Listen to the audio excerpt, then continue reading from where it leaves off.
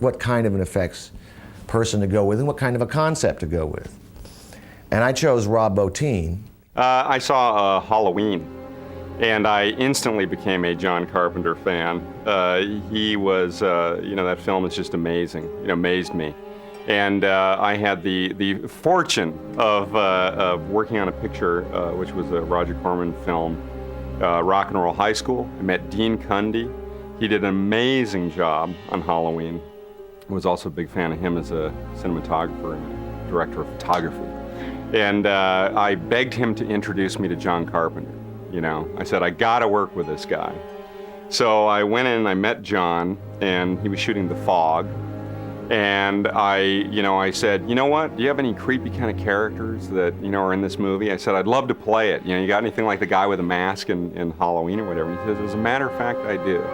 And actually just sort of burst in on this meeting, and he's going, who's this guy? To Dean, right? And I'm like going, I'm your big fan, right? And, I asked him this question, then he said, stand up. I thought he was going to say, and get out, right? When I was hitting him up for this part, And he looked at me a second, he goes, you got the job. Be there tomorrow. You got to do this with the makeup, this. So I got to work with him, and I was very happy, and we had a good working relationship and really had a lot of similar interests and things. And he said, guess what? He goes, I'm going to do a movie called The Thing. And I said, you're kidding me. You're going to remake The Thing? And he said, yeah. He says, that's the idea. And he says, I want you to make The Thing, right? And I went, oh my God, this is fantastic, And, actually, after I did The Fog, I actually did a picture called The Howling. It was such a big success for me. And I was about 20 years old when I did that. And I think I finished up the project when I was 21.